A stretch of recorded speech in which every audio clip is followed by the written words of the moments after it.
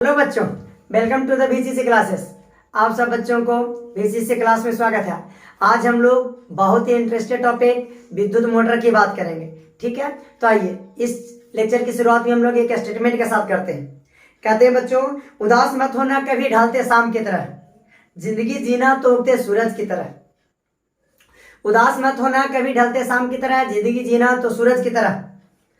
आएंगे बहुत से मोड़ जिंदगी में, आएंगे बहुत से मोड़ जिंदगी में, परंतु उसका डट का मुकाबला करना शेर की तरह। तो आइए हम लोग स्टार्ट करते हैं विद्युत मोटर, जो कि बहुत बहुत इंपॉर्टेंट क्वेश्चन होता है। ठीक है, सबसे पहले विद्युत मोटर। विद्युत मोटर,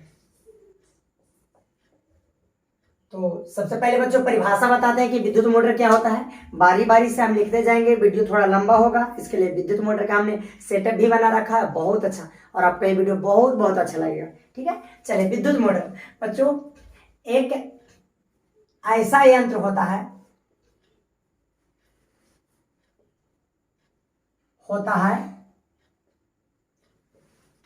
जो विद्युत ऊर्जा को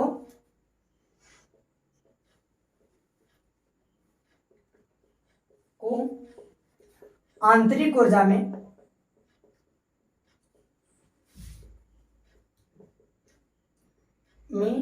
बदल देता है। चलिए, तो ये आपको बच्चों विद्युत मोटर का परिभाषा था कि एक ऐसा यंत्र होता है जो विद्युत ऊर्जा को आंतरिक ऊर्जा में बदल देता है।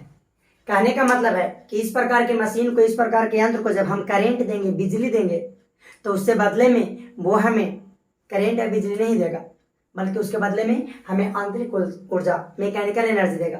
क्या मीनिंग है इसका? जैसे सबसे पहले इसका एग्जांपल है पंखा। अब बताइए, आप पंखा में बिजली देते हो कि नहीं? हाँ, तो करंट देते हो, तो बदले में क्या हम लोगों को पंखा जो है करंट देता है? अगर करंट देता तो हम लोग ऐसे ऐसे नाच रहे होते, है कि नहीं? करंट नहीं देता है, वो हमें हवा देता है, और उस हवा में वाला हम लोग आराम से बच्चों, है ना। चलिए, तो ये जो हमारा पंखा है वो विद्युत मोटर है। कैसे?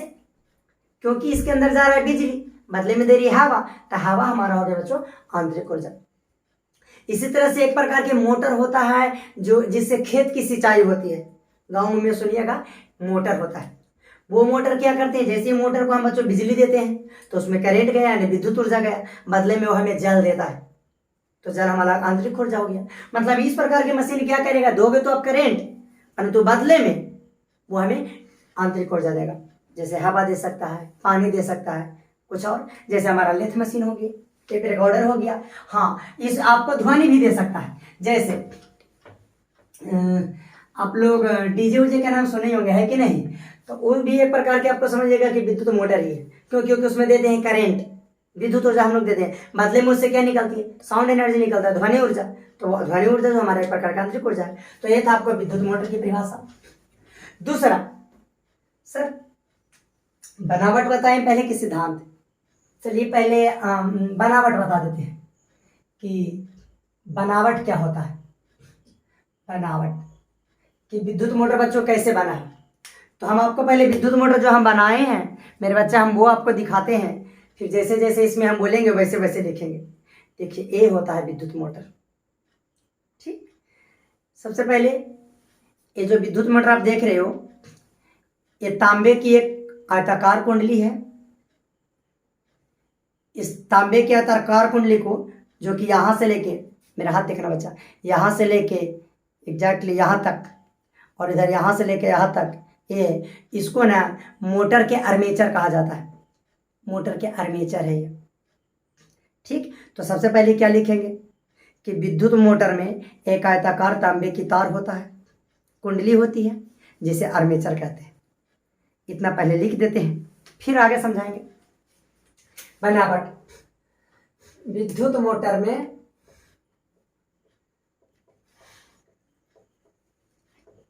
एक तांबे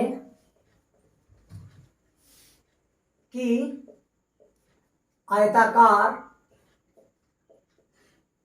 कुंडली होती है,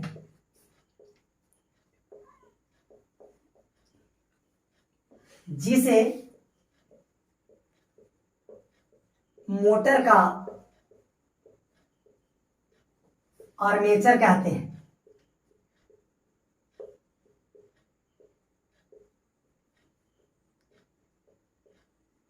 ठीक, आगे आर्मेचर आपको दिखा देते हैं।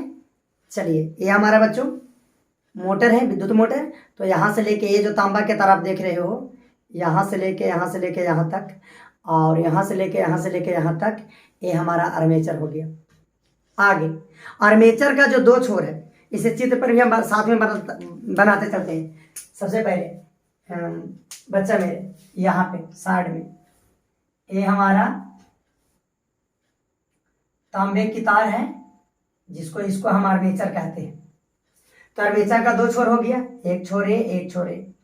ठीक है, नाम दे देते हैं, इस भुजा का नाम ए, यहाँ से दे देते हैं ए, और ए भुजा बी हो गया, और ये भुजा सी और डी।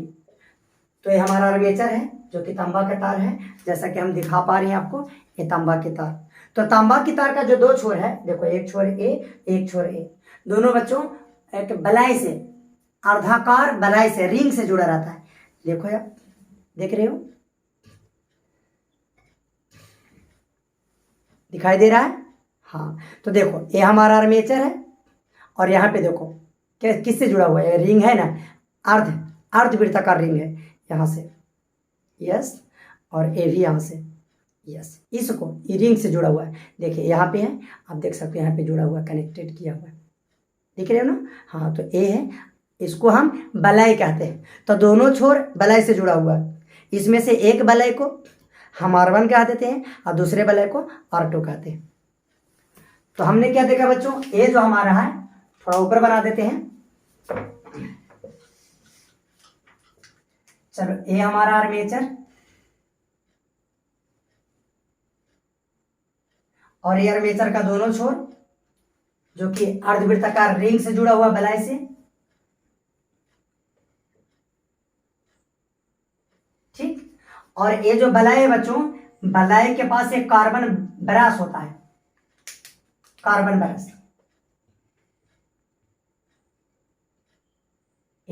और इसमें भी एक कार्बन ब्रश होता है, और इस कार्बन ब्रश से तार जुड़ा हुआ रहता है, और इस तार में एक सेल रहता है, बैटरी रहता है, प्लस माइनस। मतलब armature A B C D हमारा आर्मेचर, आर्मेचर का एक छोर, इसको बलाई कहते हैं। तो हमारा बलाई हो गया R1, और एक बलाई हो गया R2 जुड़ा हुआ, और यही बलाई यहाँ पर देख सकते हैं, ये कार्बन ब्रश है बच्चों, ये हमारा कार्बन ब्रश, और ये भी हमारा कार्बन ब्रश। तो इसमें से एक को हम कह देते हैं B1, एक को कह देते हैं B2। चित्र में आपको दिखाते हैं, देखो इसको हम थोड़ा कार्बन कोयला कर देते हैं ताकि कार्बन जैसा लगे।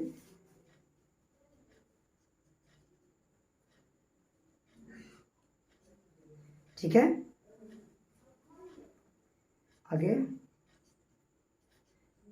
थोड़ा वीडियो डिले हो सकता है, लेकिन हम कोई भी कंसेप्ट आपको छोड़ना नहीं चाहते हैं।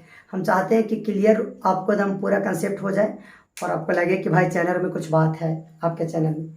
चलिए मेरे मुन्ना,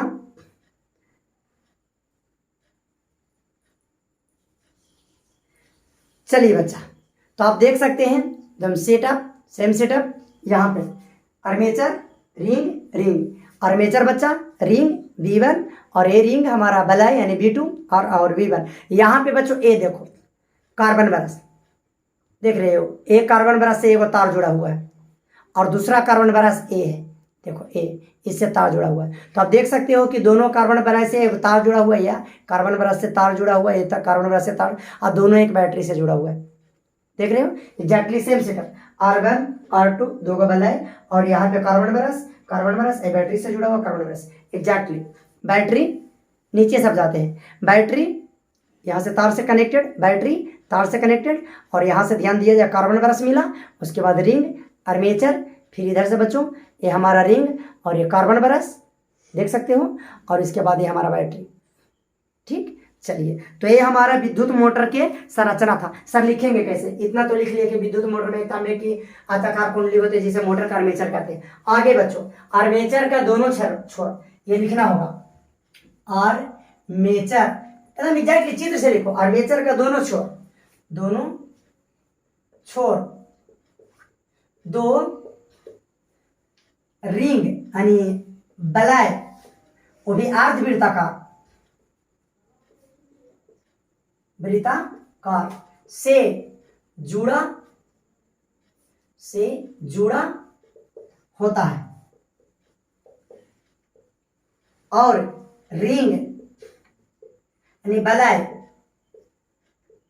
B1 और B2 दो कार्बन ब्रश से हल्के स्पर्श करते हैं। देखो ये हमारा कार्बन ब्रश B2 और ये कार्बन ब्रश B1, इससे तार जुड़ा हो रहा था बच्चों, और हल्के स्पर्श कर देते हैं, और साथ ही कार्बन ब्रशों से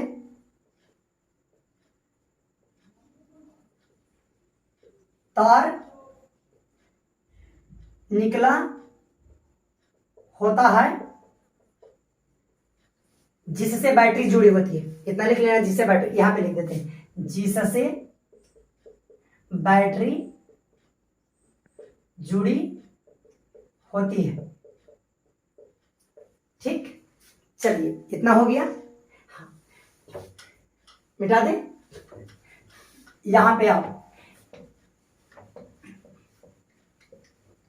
ये जो आर्मेचर है बच्चों, आर्मेचर वो चुंबक के चुंबकीय क्षेत्र में रखा होता है।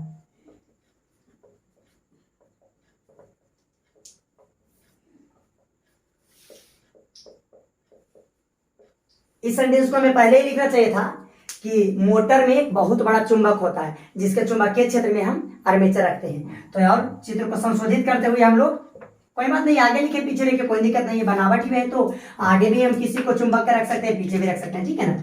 तो याद रखना कि जो हमारा विद्युत मोटर है या होता है उसमें एक बहुत बड़ा चुंबक होता है, और जो हमारा आर्मेचर होता है बच्चों, ये आर्मेचर को हम चुंबक के चुंबकीय क्षेत्र में ही रखते हैं। ये देखिए बहुत बड़ा चुंबक, इसका ये हो गया हमारा नॉर्थ पोल, और ये हमारा इसका हो गया इस चुंबक का साउथ पोल। ये हमारा साउथ और ये हमारा नॉर्थ हो गया चुंबक का, ठीक। और इसी के चुंबकीय क्षेत्र में हमारा रिंग यानी बलय रहता है, ठीक है। एक मिनट,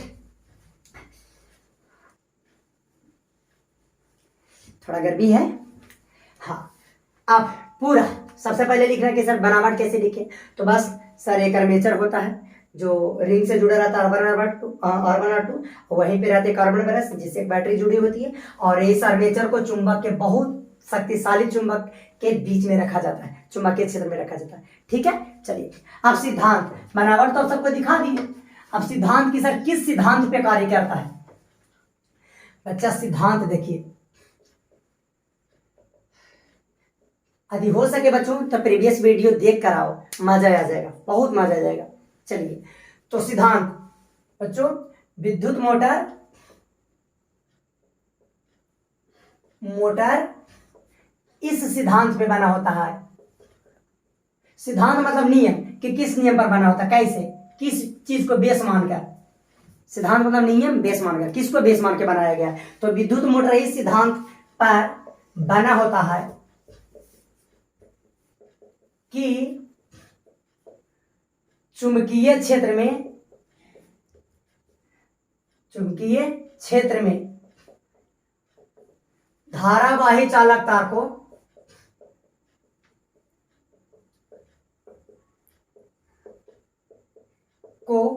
रखा जाए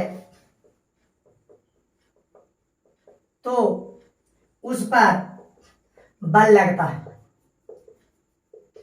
इस सिद्धांत में बच्चों हमारा विद्युत मोटर बना होता है, मतलब विद्युत मोटर इस सिद्धांत पे बना होता है कि चुंबकीय क्षेत्र में धारावाही चालक तार को रखेंगे तो बल लगेगा। मतलब मान लो कि हमारा पिछला वीडियो थोड़ा सुन देख लो मेरे बच्चा, मजा आ जाएगा। चलिए हमारे पास चुंबक है और ये हमारे पास बच्चों इसका साउथ पोल है, और इसमें कोई तार रख दियो, ये तार है, इस तार को हम कह रहे हैं धारावाही चालक तार। और बच्चों इससे करंट धारा प्रवाहित हो रहा आई। तो जब तक इससे धारा प्रवाहित नहीं होता है, चुंबकीय क्षेत्र में रख देते, चुंबकीय क्षेत्र रेखा ऊपर से यानी नॉर्थ से साउथ में जा रही, उत्तरी ध्रुव से निकल के दक्षिणी ध्रुव में जा रही।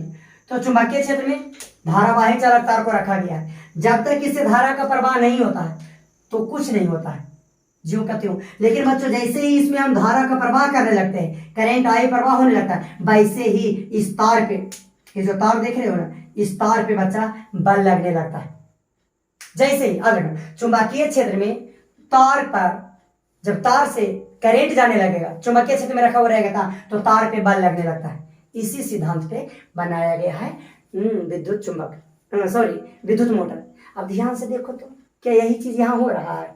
ये हमारा नॉर्थ पोल, बिल्कुल चुंबकीय क्षेत्र रेखा देखिए तो नॉर्थ से साउथ में जा रही है सर, बिल्कुल यहाँ भी नॉर्थ से साउथ में जा रहा था सर। ये क्या था? तार था बच्चों, जिसमें क्या था? करंट। इसके कारण इस पर क्या लगा सर? बल लगा। ध्यान से देखो तो चुंबकीय क्षेत्र नॉर्थ से साउथ, बच्चा स्विच को हम जैसे ही ऑन किए तो यहाँ से देखिए बिजली जाएगी, करंट निकलेगा आई, यहाँ रिंग से होते हुए जाएगा आई, और यहाँ बच्चों गया आई, और यहाँ गया करंट आई, फिर करंट आई यहाँ, और यहाँ पर इस तरह से करंट आई आया, यहाँ पे भी आई आया, और रिंग से होते हुए यहाँ आई आया, और पुनः आई प्रवेश कर गया।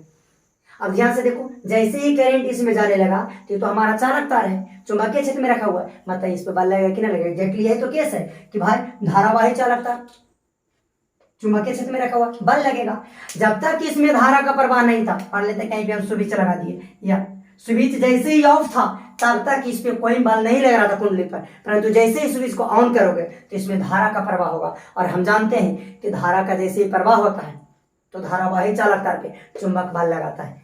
एग्जैक्टली पिछले लेक्चर में हम बहुत अच्छा डिस्कस किए, देख सकते हो। इसी सिद्धांत पे बना होता है, मतलब इस आर्मेचर पर क्या लगेगा? बल लगेगा। अब बल की दिशा किससे निकालते थे? फ्लेमिंग का बामहस्त नियम से, बिल्कुल। चलिए तो आइए अब हम पूरा एक्सप्लेनेशन और देते हैं। यहाँ तक स्क्रीनशॉट ले लिया जाए, हो गया। चलिए ये हमारा हो गया बच्चों बनावट सिद्धांत। अब हम लोग बात कर लेते हैं कार्य विधि कि सर कार्य कैसे करता है। तो कार्य विधि में लिखेंगे बच्चों कि जैसे ही आर्मेचर से धारा प्रवाहित होने लगती है, जैसे ही आर्मेचर से यानी कुंडली से धारा प्रवाहित होने लगती है,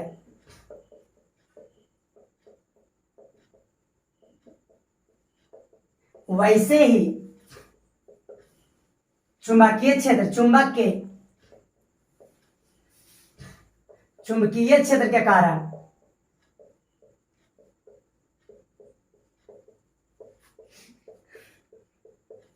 आर्मेचर पर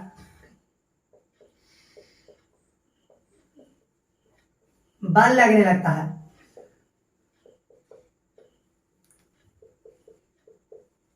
ठीक, जैसे ही इसमें धारा गया वैसे ही चुंबक से, हमको तो पता है कि चुंबकीय क्षेत्र उत्पन्न करेगा, चुंबकीय क्षेत्र उत्पन्न करेगा। चुंबकीय क्षेत्र में धारा गया, इस पर बल लगना शुरू। अब बल की दिशा जानना चाहते हो तो फ्लेमिंग का बामहस्त नियम लगाएंगे, बामहस्त नियम। ठीक, चलिए तब हम देख लेते हैं कि ए बी भुजा पर किस दिशा में बल लगता है, सी डी भुजा पर किस दिशा में बल लगता है। ठीक है, चलिए तो सबसे पहले बच्चों ए बी भुजा पर इतना नोट कर लो और लिखेंगे कार्य विधि में कि यह क्या हो रहा है। और हाँ, तो आप लोगों ने देखा कि चुंबकीय क्षेत्र में धारावाही चालक तार को जब तक रखे हुए थे उससे धारा प्रवाह नहीं हो रहा था तो बल नहीं लग रहा था, लेकिन जैसे ही बच्चों धारा का प्रवाह होने लगा तो उसमें बल लगने लगा। अब इस बल के कारण आर्मेचर को क्या होगा वही देख रहे हैं कि आर्मेचर को क्या होगा। ठीक, देखिए चुंबकीय क्षेत्र देखना इधर, तो बामहस्त नियम क्या कहता है बच्चों कि अपने बाएं हाथ की 3 उंगलियों को ऐसे परस्पर लंबवत फैलाइए, परस्पर लंबवत होना चाहिए। ये दोनों के बीच 90 डिग्री, इन दोनों के बीच 90 डिग्री, इन दोनों के बीच 90 डिग्री, तो तीनों को लंबवत फैलाना है। ठीक, और तर्जनी चुंबकीय क्षेत्र की दिशा बताएगा और ये धारा की दिशा, तो अंगूठा उस पर लगने वाला बल की दिशा ऐसे ब छे धा। पिछले लेक्चर में हम बात कर चुके हैं, जहां ब से बल, छ से क्षेत्र और बच्चा धा से धारा, और एक और बताएगा, बाल बताएगा आपको अंगूठा, और क्षेत्र बताएगा तर्जनी, और ये माध्यमा बताएगा आपको धारा की दिशा। ठीक, चलिए फिर से एक बार लिख दिए, देखना, अंगूठा बल की दिशा, तर्जनी चुंबकीय क्षेत्र, और माध्यमा धारा की दिशा। तो बताओ बच्चों, सबसे पहले चुंबकीय क्षेत्र किधर है? नॉर्थ से साउथ, इस डायरेक्शन में। तो जिस डायरेक्शन में चुंबकीय क्षेत्र देखो उसमें तर्जनी डालें। चलो तर्जनी चुंबकीय क्षेत्र देख सकते हो, चुंबकीय क्षेत्र ऐसे है, तर्जनी उधर। ठीक, अब धारा किधर है? धारा हमारा है बच्चों ऊपर, तो ये जो माध्यमा होना चाहिए धारा की तरफ होना चाहिए। देखो तर्जनी चुंबकीय क्षेत्र, माध्यमा धारा की दिशा में। धारा किस में जा रहा है? ए बी भुजा में। देखिए ए बी भुजा में आप देख सकते हो कि ए बी भुजा में आपको धारा बच्चों, ए बी भुजा में आपको ऊपर की तरफ जा रहा है, तो ऊपर की तरफ हो गया हमारा माध्यमा। अब अंगूठा, अंगूठा को 90 डिग्री पर रखें। अब देखिए अंगूठा किधर है? अंगूठा मेरे तरफ है, तर्जनी माध्यमा, और अंगूठा देखो बच्चा मेरा मेरे तरफ है। मतलब इस पे जो बल लग रहा है बच्चों, इस पर बल लग रहा है अंदर की तरफ। अब हम सीडी भुजा पर देख लेते हैं कि सीडी भुजा पर बल लग रहा है किधर। तो चुंबकीय, इसमें देखो सीडी भुजा के लिए चुंबकीय क्षेत्र नॉर्थ से साउथ, तर्जनी को करो नॉर्थ से साउथ कर दिए, तर्जनी को, चुंबकीय क्षेत्र जिधर है। ठीक, चलिए बच्चों धारा किधर इसमें है? धारा नीचे, तो हमारा माध्यमा धारा की दिशा बताएगा, तो धारा नीचे होना चाहिए। ये चुंबकीय क्षेत्र, ये धारा, देख लो तर्जनी चुंबकीय क्षेत्र, धारा या माध्यमा धारा की दिशा, तो अंगूठा लगने के, अब अंगूठा देखो तुम्हारी तरफ है, देखो देख सकते हो फिर से, तर्जनी चुंबकीय क्षेत्र, चुंबकीय क्षेत्र बच्चों नॉर्थ से साउथ, धारा माध्यमा बताएगा, धारा किधर है? नीचे, तो माध्यमा को ऊपर मत करना, माध्यमा को नीचे, तो माध्यमा नीचे हो गया, देखो माध्यमा नीचे, और ये तर्जनी चुंबकीय क्षेत्र, तो अंगूठा देखो तुम्हारी तरफ है। मतलब बच्चों इसमें जो बल लगेगा वो बाहर की तरफ लगेगा। अब देखिए क्या हुआ, इसमें बल लग रहा है अंदर की तरफ, इसमें बल लग रहा है बाहर की तरफ, ये जो आर्मेचर है वो घूरने लगेगा। एग्जैक्टली मेरा आर्मेचर देखो, ये आर्मेचर है। अब यहां देखना, ये हमारा ए बी है भुजा, और ये हमारा सी डी भुजा है, ये ए बी भुजा सी डी भुजा, ये हमारा ए बी भुजा ए सी डी भुजा। तो इस पे बल बच्चों ए बी पर अंदर की तरफ लग रहा है, यानी इस पर ये अंदर की तरफ इस पे, और ये हमारा सी डी बाहर की तरफ, ये तुम्हारी तरफ ये हमारी तरफ। देखो क्या होगा, ये हमारे तरफ ये तुम्हारे तरफ घूमने लगा। कमाउन समझो बच्चों, ये हमारा ए बी भुजा, तो ए बी भुजा के किधर लग रहा है? अंदर की तरफ, और सी डी भुजा पर बाहर की तरफ। तो हम मान लेते हैं कि आपकी तरफ बाहर है, मेरे तरफ अंदर है, तो इसे में अंदर की तरफ मेरे तरफ, और इसे में आपकी तरफ बाहर की तरफ। तो देखो लगा रहे हैं, या हम इसको आपकी तरफ हिल रहा है, इसको मेरे तरफ खींच रहे हैं। देखो तो ये तो घूम रहा है बच्चा मेरे, इसका मतलब ये घूमने लगेगा आर्मेचर। अब विद्युत मोटर का यही काम है, वो घूमने लगता है, बस और कुछ नहीं बच्चों, बस हो गया आपका। ए बी और सी डी भुजा पर जैसे ही बल लगेगा, चूंकि बल की दिशा यहाँ विपरीत है, परिणाम से जितना बल इस पे लगेगा उतना बल इस पे, जिसके कारण ये हमेशा क्या होगा? घूमने लगेगा, और ऐसे घूमने लगेगा। ठीक, अब लिख देते हैं,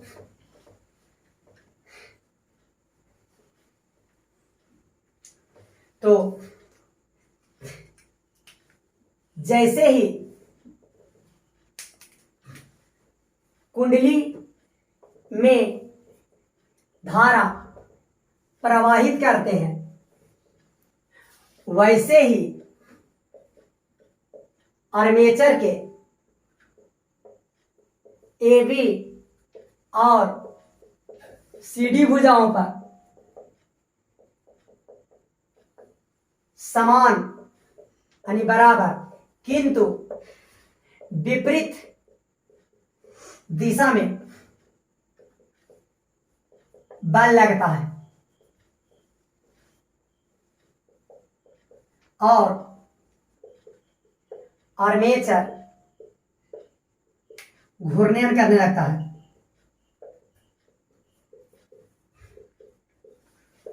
ठीक है, जैसे इसमें धारा प्रवाहित की है, ए बी भुजा पर अंदर की तरफ बल लग रहा है, सी डी पे बाहर की तरफ, इस कारण से घूरने लगता है। आधा चक्कर बाद बच्चों नेक्स्ट आगे लिख रहे हैं, कार्य विधि में ही लिख रहे हैं कि क्या कार्य हो रहा है, कैसे हो रहा है।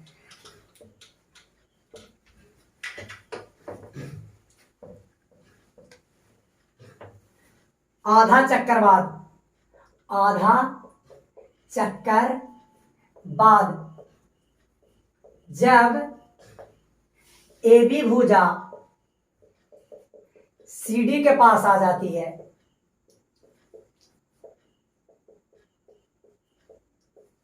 और CD भुजा AB के स्थान पर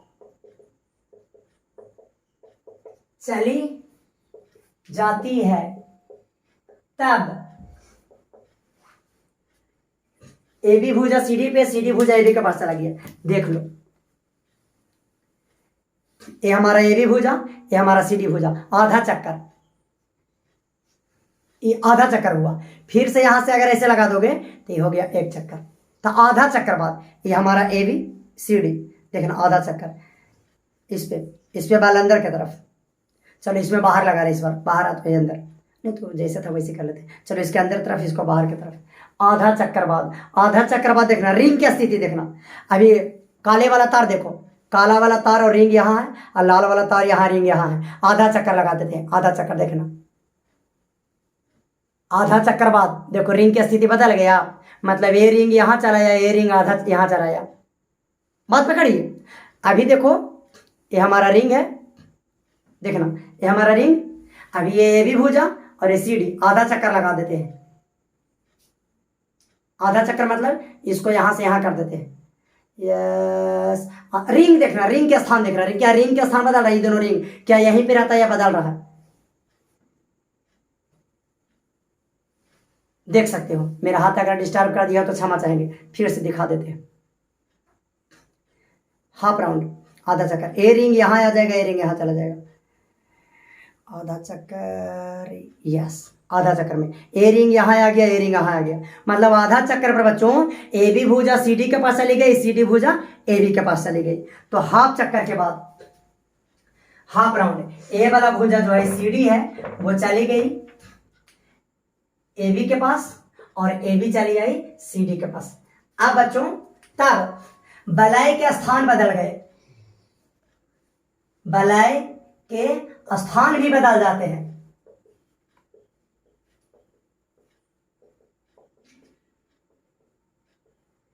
कहने का मतलब है कि B1 बलय B2 के पास चला जाता है, अब B2 बलय B1 के पास चला जाता है। ये जो रिंग है, ठीक। आप देखते हैं CD भुजा में धारा की दिशा, फिर से देख लेते हैं। AB भुजा में धारा की दिशा, आधा चक्कर बाद हाफ राउंड लगाए, तब ये हमारा पूरा है।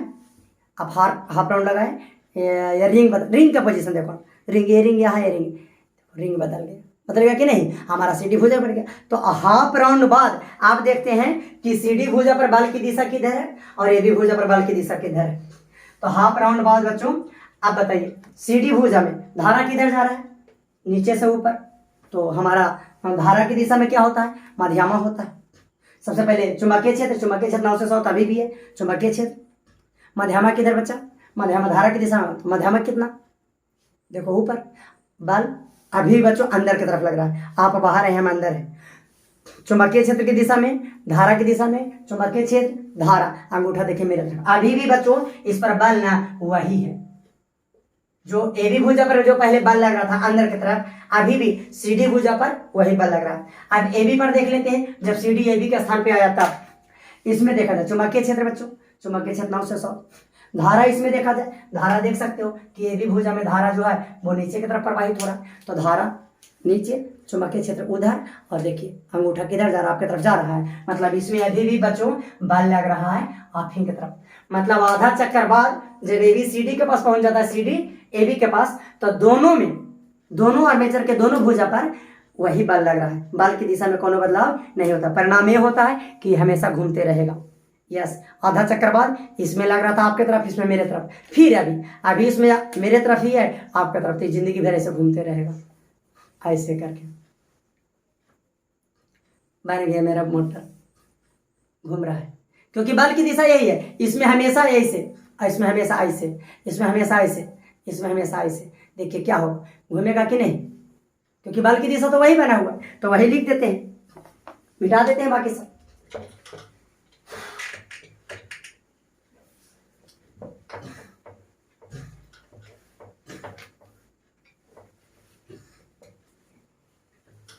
इस प्रकार जब ए बी सी डी के पास और सी डी भुजा ए बी के पास जाता है तो भी बल की दिशा वही रहता है, तो भी बल की दिशा वही रहता है। परिणाम स्वरूप